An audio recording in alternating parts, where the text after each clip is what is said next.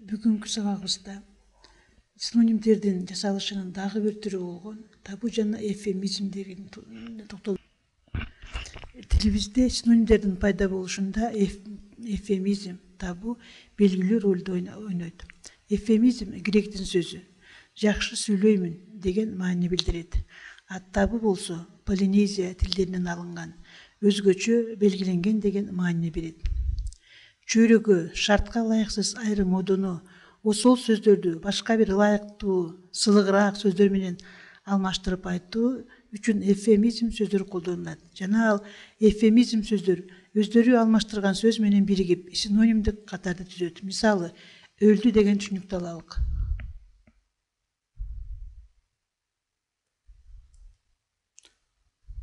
Өлдү деген түшүнүктү алсак, бул эми мунун дүйнөдөн кандай кылып эвфемизмдер пайда болот? Сылык түрүндө. Дүйнөдөн өттү. Дүйнөдөн өттү. Дүйнөдөн кайтты.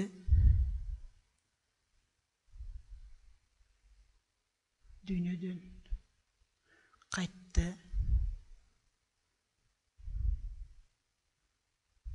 Кайтты. Көз жумду.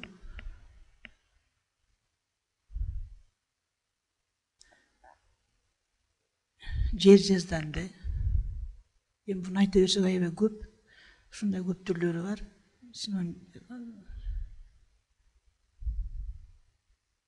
Жана башка деп коелук,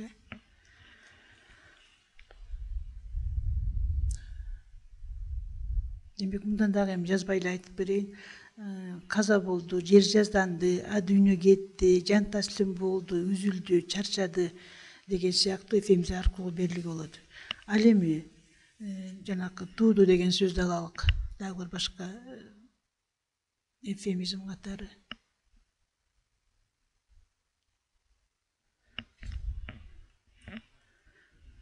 Демек, албетте бул тууду деген биз кулагыбызга эмне өтө эле одоно угулуп атат. Демек, ошондуктан мунун эвфемизмдери кайсы болду экен? Төрөдү. Төрөдү.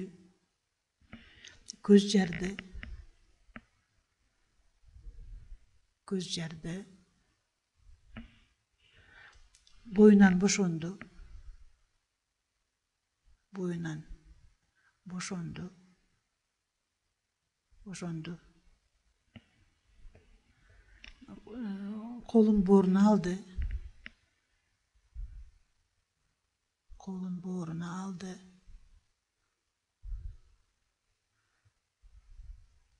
Алды.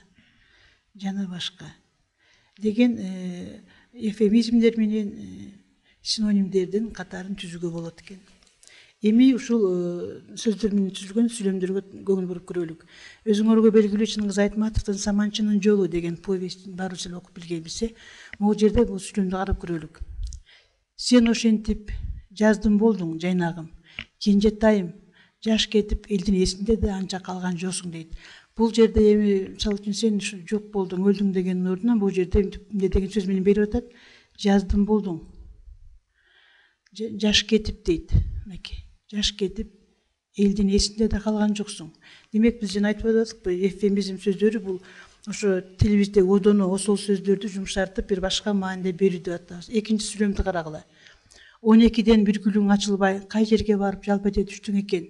Эми бул жерде Айтматовдун чеберчилиги дагы мына ушундай. Бул жерде жалп эте түштүң экен дейт. Кайда барып өлдүң дегендин ордуна ошо 12ден бир гүлүң ачылбай, кай жерде барып жалп эте түштүң экен. Эми дагы бир сүйлөмдү карап көрөлүк. Ушул жерде Саманчынын жолундагы эле жанакы Толгонайдын айтып аткан сөзү. Бала да түштү, Алиман да жаны кете баштады дейт. Бул жерде дагы карап көргүлө. Бала да түштү, демек бул эми бала төрөлдү. Баланын төрөлгөндүгүн берип атат. Ушинтип Алиманын да жаны кете баштады. Эми бул Алиман дагы каза болду деп көзүмдү дегенин ордуна жаны кете баштады деген эвфемизм менен берип атат. Эми дагы бир ошол эле чыгармадагы бир сүйлөмдү алгыла. Күнүбүз өчтү, айыбыз өчтү. Окшошкон жесирбиз деп Алиман мени кучактап боюн таштады дейт. Бул жерде карагылачы, эмне деген күчтүү салыштыруулар бар бул жерде. Күнүбүз өчтү. Айыбыз өчтү.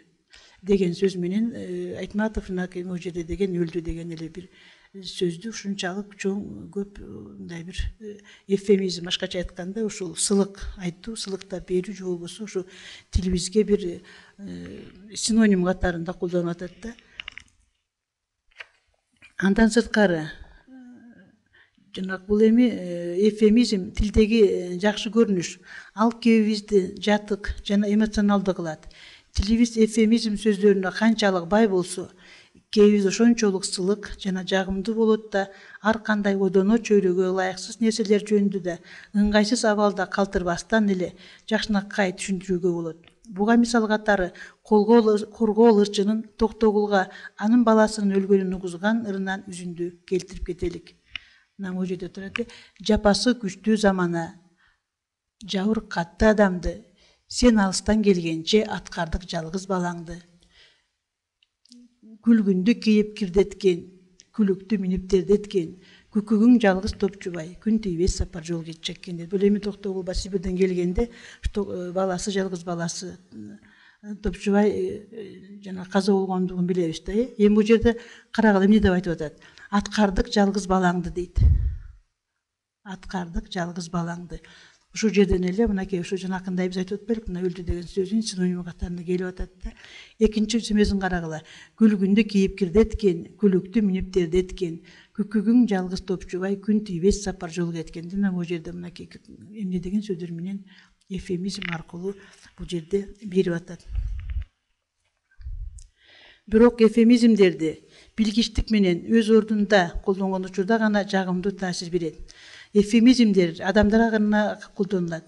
Эгерде биз айбандарга карата эвфемизмдерди колдонуп алсак, анда көзүңөр уккуш эмне болуп калат экен? Мисалы үчүн бул жерде биздин тилибизде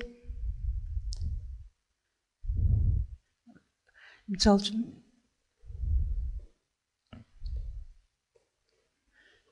мындай деп сүйлөйбүз: ит, мисалы үчүн ит өлдү дейбиз.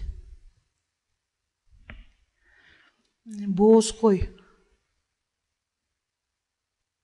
бооз кой деп сүйлөйбүз биз тилибизде. Уйтууду дейбиз.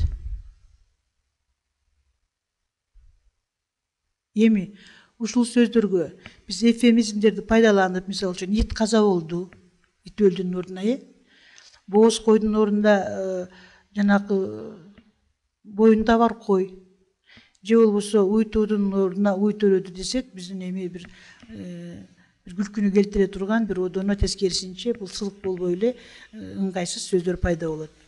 Мына ошон үчүн жанакы эвфемизмдерди турмушта кээбизде ордуу пайдаланыш керек экен. Ар бир сүйлөөчү өз кесибине өтө дыкаттык менен мамиле кылып, сөздөрдү орду менен колдоно билүү маданияттуулуктун белгиси болуп эсептелет. Демек, кийинки сабагыбызда ушул эвфемизмдердин дагы бир түрү болгон табуу жөнүндө кеп кылмакчыбыз.